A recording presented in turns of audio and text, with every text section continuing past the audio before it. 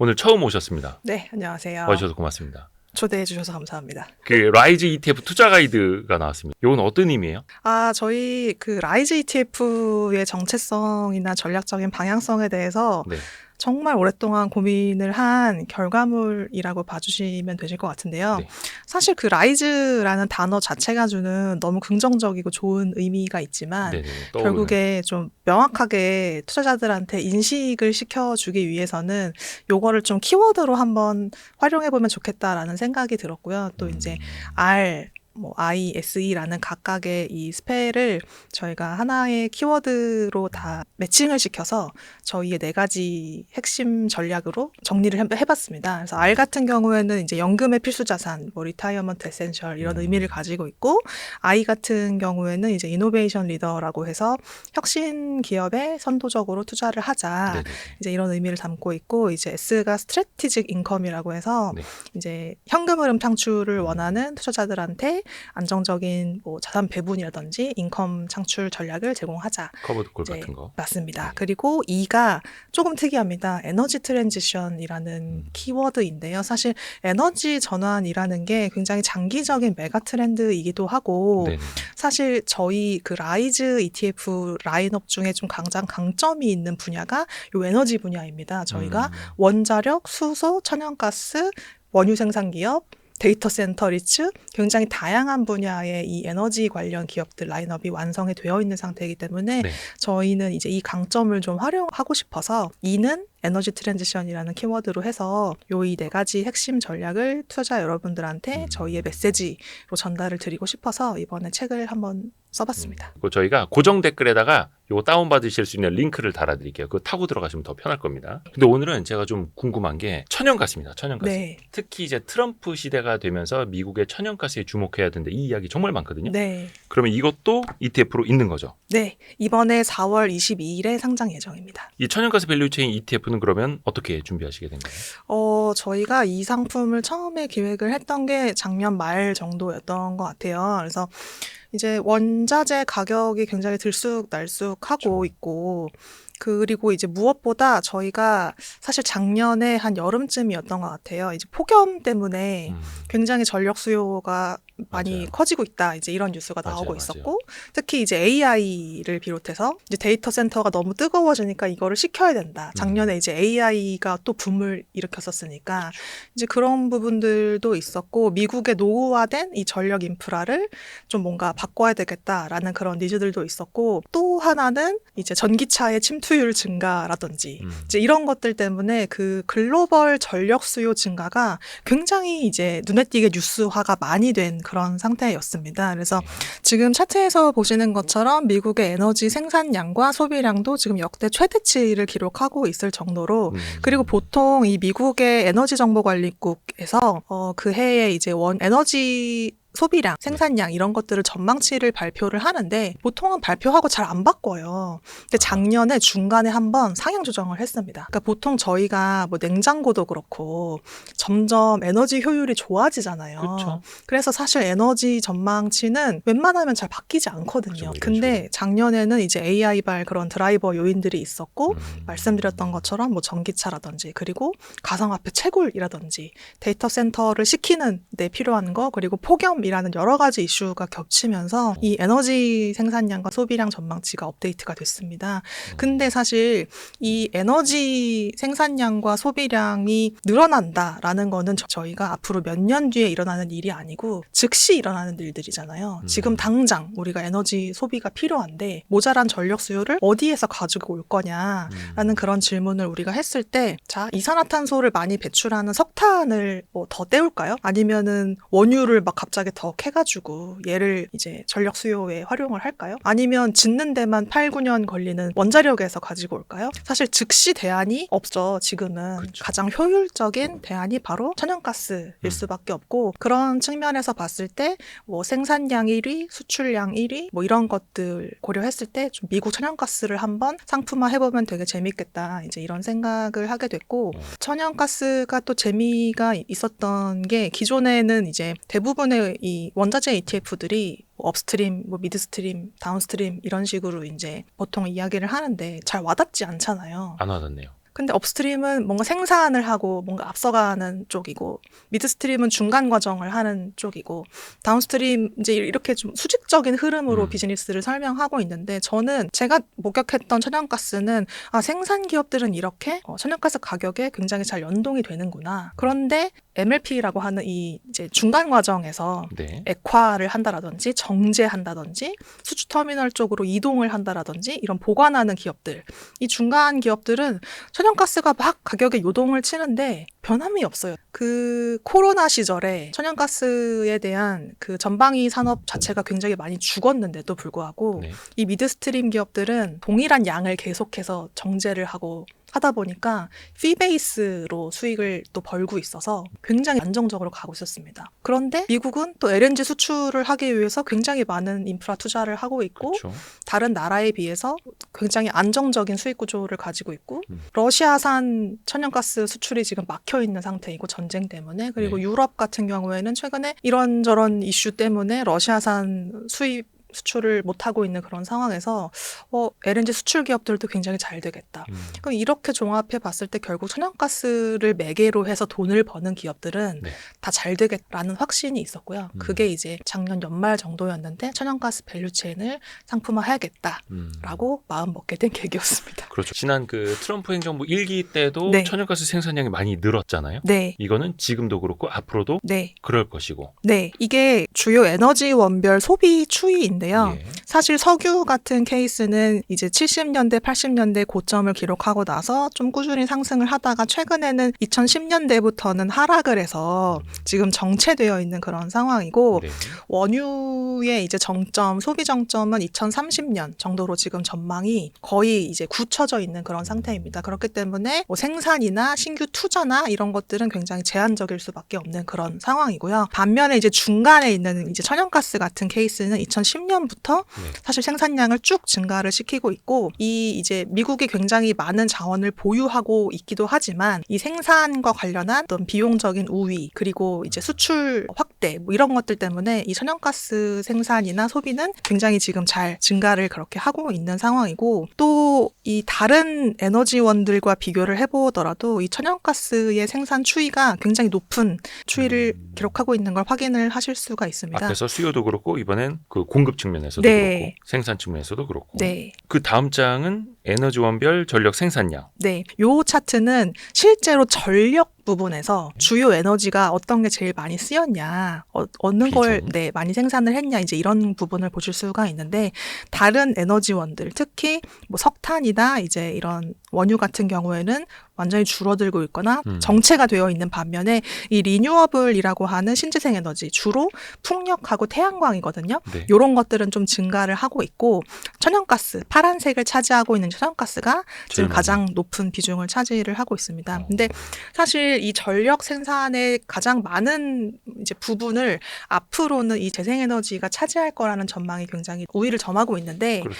사실 아시는 것처럼 태양광이나 풍력 같은 이 신재생 에너지들은 그 간헐성이라는 단점이 존재를 합니다. 날씨에 따라서. 날씨나 계절에 따라서 이 발전량이 일정하지 않고 근데 사실 생각을 해보시면 우리가 데이터 센터를 돌리기 위해서 껐다 키는 거 아니잖아요. 네. 24시간 냉각기를 돌려야 되는 그런 상황이고 사실 뭐 덥거나 추울 때 에어컨 켜고 이런 것들도 사실 계절성을 띠기는 하지만 저희가 필요할 때 굉장히 많은 에너지가 드는 건데 막 몰리고. 네, 그런 안정성 측면에서 천연가스가 더 우위에 있는 그런 상황이기 때문에 당분간은 더 천연가스 쪽으로 생산이나 투자나 이런 것들이 집중될 것으로 기대하고 있습니다. 그렇죠. 특히 이제 트럼프 2기 시대에 들어오면서 더더욱이 천연가스 강조가 되고 있고 뭐 최근에 흐름만 보더라도 신재생 에너지 쪽은 조금 이제 물상이고 물론 이제 트럼프 당선 직전부터 해서 그 어떻게 보면 이제 큰 흐름으로 봤을 때 말씀해 주신 것처럼 러시아가 수출하지 못하는 것,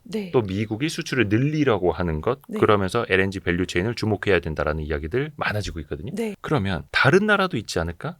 왜 꼭 미국일까? 네. 이 포인트도 좀 알려주세요. 일단은 생산량 글로벌 1등 국가가 이제 미국이고요.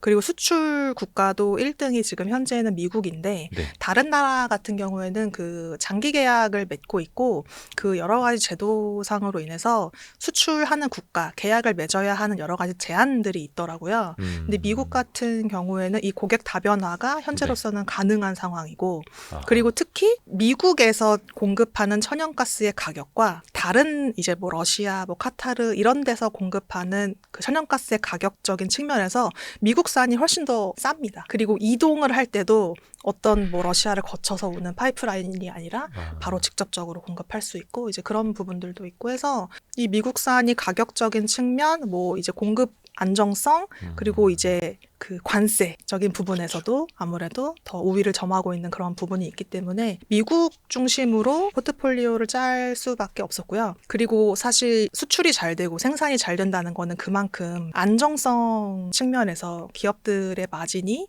그만큼 저희가 예측 가능한 수준으로 나온다라는 부분 이었기 때문에 사실 그리고 이제 미국의 천연가스 기업들을 보다 보니까 우리나라 같은 경우에는 전력 공급하고 이런 송배전이 다 한전 어떻게 보면 독점이잖아요. 예. 근데 미국도 주별로 그 독점 기업들이 있더라고요. 그래서 저희 포트폴리오에 들어있는 종목들의 풀을 이제 보시면 대부분 어느 한 주에 뭐 독점을 차지하고 있는 기업들. 미국 내에서 천연가스 파이프라인을 가장 많이 보유한 뭐 킹덤 오건 같은 기업. 그러니까 이제 그런 종목들이 다 들어가 있어서 굉장히 안정성이 높은 상황이고 사실 이제 미국이 최근 몇 년간 천연가스에 대해서 이 수출 측면에서 투자를 많이 해온 상태이고 앞으로 트럼프가 더 많이 할 거다라는 부분에서 공급 과잉 이슈가 없지는 않아요. 근데 공급을 뛰어넘는 수요가 앞서 말씀드렸던 그런 요인들로 인해서 굉장히 폭발적으로 증가를 하고 있는 상황이기 때문에 결국에는 안정적으로 천연가스를 공급해 줄 수 있는 뭔가를 가지고 있는 미국이 시장을 더 좌지우지할 가능성이 높을 걸로 보고 있습니다. 그러니까 트럼프 1기 때도 그 천연가스 생산량이 많이 늘었었는데 그때 또 오히려 공급이 많아지면서 기업들의 경쟁이 너무 치열해졌다 이런 평가도 있는데 근데 지금은 미국의 그 관세에 대응하기 위해서 우리가 미국산 천연가스 더 사줄게 우리 관세 건들지 마 이런 식으로 일본도 그렇고 우리나라도 산업부에서 그런 카드를 또 준비하고 있지 않습니까? 그런 거 보면은 당연히 미국산 천연가스는 밖으로 나올 거고 팔릴 거고 물동량도 생길 거고 그 내부적인 이슈도 있을 텐데 이 미국의 천연가스 기업들이 그 통폐합을 많이 하고 있더라고요. 이미 큰 회사들인데 서로 합쳐지면서 더 가격 경쟁력을 확보하고 있고 어떻게 보면은 가격 탄력성이 커지더라도 워낙 이제 기업들이 자체적으로 진입 장벽이 높아지는 셈이죠. 그렇게 해서 통폐합을 통해서 과거의 경쟁보다 경쟁을 또 완화하기도 하고 또 다른 기업들에게는 이게 하나의 진입 장벽이 되기도 하고 혹시 그 천연가스 미국 특히 천연가스에 투자하는 ETF들은 어디 상장되어 있는 게 있지 않나요? 없나요? 저도 사실 없는 줄 알았는데 작년 말에 이제 타사에서 천연가스 인프라라는 ETF를 상장을 먼저 했더라고요. 저희 상품 같은 경우에는 천연가스 가격이 상승할 때는 이제 생산 기업이나 이런 수출 기업을 통해서 천연가스 가격 상승에 수혜를 입을 수도 있고 천연가스 가격이 하락할 때는 인프라나 이 미드스트림 기업에 50% 투자를 하고 있기 때문에 안정적인 성과도 추구할 수 있고 이런 장점을 다 추구하는 상품이라고 봐주시면 될 것 같습니다. 요게 이제 라이즈 미국 천연가스 밸류체인 ETF가 되는 건데 그럼 여기에는 뭐 생산 인프라, LNG 수출 기업까지 다 들어가 있는 거예요? 네, 맞습니다. 어떤 식으로 들어가 있는 거죠? 그것도 좀 알려주세요. 저희가 그 기업 분류를 그 팩셋이라고 하는 분류 방식을 따라서 그 기업들의 비즈니스 유형을 다 정하게 됐고요. 팩셋이라면 이제 우리가 흔히들 이제 팩트셋이라고 하는. 이제 생산 기업이냐, 인프라 기업이냐, 수출 기업이냐 이제 이거를 이제 저희가 정하는 거죠. 매출이 어디에서 많이 발생을 하느냐 이제 이런 여부에 따라서. 근데 대부분은 좀 이렇게 생산 기업이 이제 LNG 수출을 한다라든지 인프라 기업이 뭐 터미널을 짓는다든지 약간 좀 겹치는 부분들이 있었는데 그런 기업들은 당연히 더 많은 점수를 받게 되겠죠.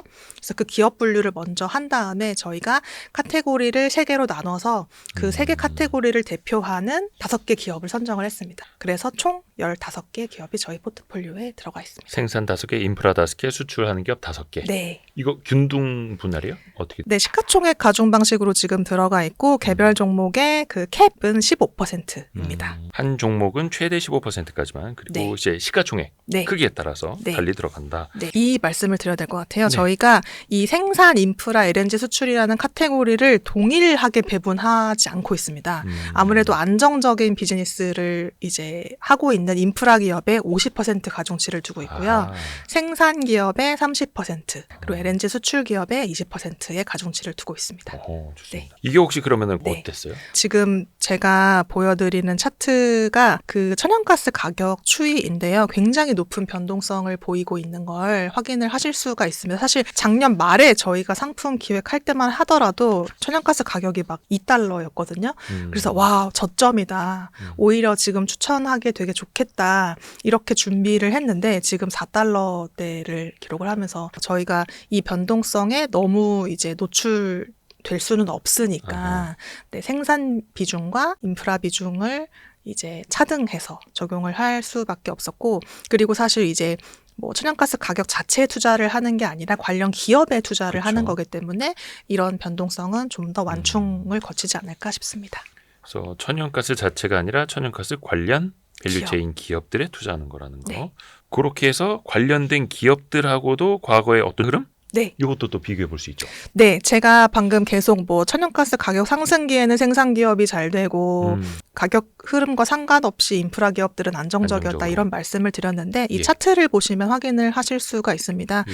천연가스 가격이 막 급등락을 하는 와중에도 생산 기업들은 어느 정도 이제 부침을 겪고 있기는 했지만 그래도 굉장히 높은 가격 상승 기록하고 있는 것을 확인할 수가 있고, 저 네. 노란색 차트가 네. 그 천연가스 생산 기업들. 네, 그만큼 비즈니스적으로 굉장히 경쟁 우위를 안정적으로. 점하고 있기 때문에 생산 기업들이 천연가스 가격 하락에도 높은 추세를 유지를 하고 있는 걸 확인하실 수가 있고요. 수출 기업들도 마찬가지인가요? 수출 기업들은 제가 아까 말씀드렸던 미국 내의 천연가스 가격과 미국 외의 천연가스 가격 괴리를 보여주고 있는 겁니다. 가격 괴리가 커졌을 때, 그러니까 미국 천연가스 가격이 더 쌌을 때 더 아무래도 수출 기업들이 상승 우위를 보이다가 지금은 그 괴리가 줄어들었음에도 불구하고 앞서 말씀드렸던 여러 가지 이점에 의해서 수출 기업들이 굉장히 높은 가격 우위를 기록을 하고 있는 걸 확인하실 수가 있고요.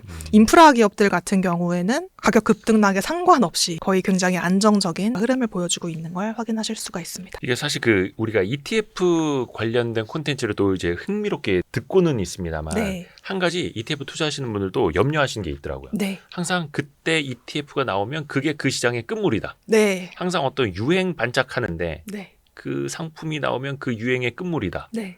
그렇게 또 인식하시는 것도 사실이잖아요. 네. 네. 네. 요건 좀 어떻게 그럴 수밖에 없는 겁니까? 저희가 ETF 하나를 기획을 해서 저희도 어떤 시장의 미묘한 변화가 감지됐을 때 여기에서 투자 기회가 있을 수 있겠다. 그때 스터디를 하기 시작하는데 저희가 진짜 막 신이어서 앞으로 3개월, 6개월 뒤를 내다볼 수 있다면 저도 너무 좋겠는데 이제 그런 능력은 저에게 없다 보니까 저 역시도 시장에 어떤 변화가 있을 때 그거를 좀 저 나름대로는 되게 빨리 캐치를 한다라고 생각을 하는데 하여튼 그때부터 공부를 해서 이제 상품화 여부를 결정을 하고 이제 내부적으로 이제 상품의 기획 의도나 이런 것들이 결정이 되면 저희가 그 다음 달 정도에 이제 거래소에 상장 심사 신청을 합니다. 그러면 그게 그때로부터 대략 한 3개월에서 한 4개월 정도? 심사까지 거쳐야 네. 되니까. 네. 그래서 상품을 저희도 좀 빨리 출시를 하고 싶은데 이제 그런 규제적인 측면에서 저희도 그런 애로사항이 있고 그래서 가끔 저희가 상품 출시를 하면 이제 끝물이다. ETF 나왔다. 네, 정점이다. 이제 이런 이제 평가를 받으면 저희도 솔직히 좀 속상하죠. 마음이 아프죠. 네. 그래서 어떻게 보면 그 유행을 쫓아다니는 투자가 아니라 ETF 네. 역시도 그래서 더 장기간 투자할 수 있는 그런 상품들 네. 사실 좀 그런 걸 좀 봐야 더 안정적인 거 아닐까 네, 생각이 맞습니다. 그래서 저희가 작년에 그 브랜드를 KB스타에서 라이즈로 리뉴얼하면서 가장 신경 썼던 상품이 지금 라이즈의 미국 AI 밸류체인 탑3 플러스라는 ETF인데요. 네. 뭐 처음 생소하실 수도 있지만 작년에 뭐 여름쯤이었으니까 이미 AI 이런 테크 기업들 관련 ETF들이 이미 이제 타사에서는 대형 상품들이 출시가 된 이후였습니다. 네. 근데 저희는 사실 그런 상품은 부재했었거든요. 근데 사실 저희가 뭐 미국 반도체 ETF도 있고 뭐 국내 뭐 비메모리 반도체라든지 좋은 상품들이 많이 있었는데 AI 반도체, AI 소프트웨어, AI 굉장히 세분화된 ETF가 상장이 되는 걸 보면서 아, 저렇게까지 시장을 연구하시는 분들도 대단하고. 근데 과연 개인 투자들이 저렇게 세분화된 것까지 쫓아가면서 과연 투자를 할 수 있을까? 예를 들면 저조차도 네. 아, 지금은 반도체 하드웨어 시기니까 내가 반도체, AI 반도체 투자했다가 아니야, 이제 소프트웨어로 넘어갔어. 그러면 나는 이제 AI 소프트웨어 ETF에 투자해야지.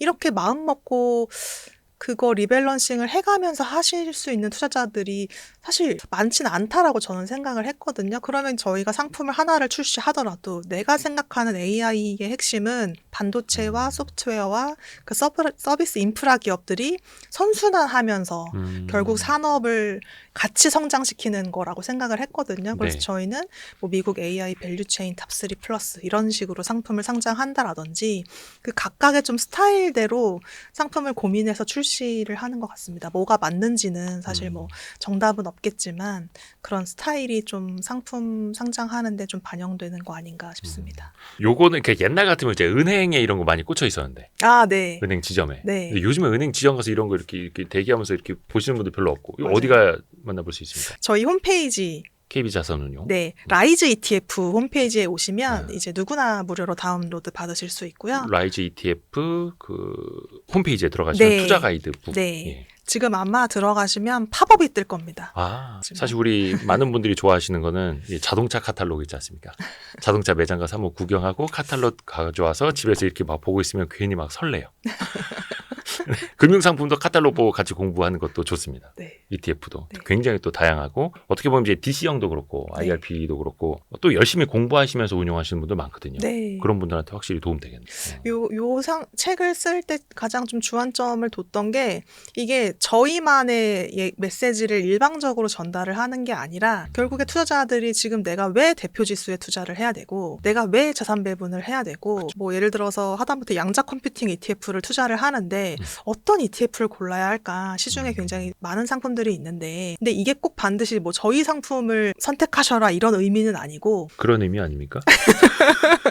이런 전략이나 이런 예. 시장의 변화를 잘 감지하셔라 라는 의미에서 앞에 이제 각 키워드별 시장 접근법 이런 것들을 좀 중점적으로 서술을 했습니다. 한 번씩 쭉 보시면은 이렇게 카탈로그 안에 여러분도 공부하실 수 있을 겁니다. 공부하기 딱 좋습니다. 네. 그 저희가 고정 댓글에다가 요거 다운받으실 수 있는 링크를 달아드릴게요. 그거 타고 들어가시면 더 편할 겁니다. 오늘 KB 자산운용 네. ETF 상품 마케팅실의 이수진 실장님 함께했습니다. 너무 감사합니다. 아, 감사합니다. 고맙습니다.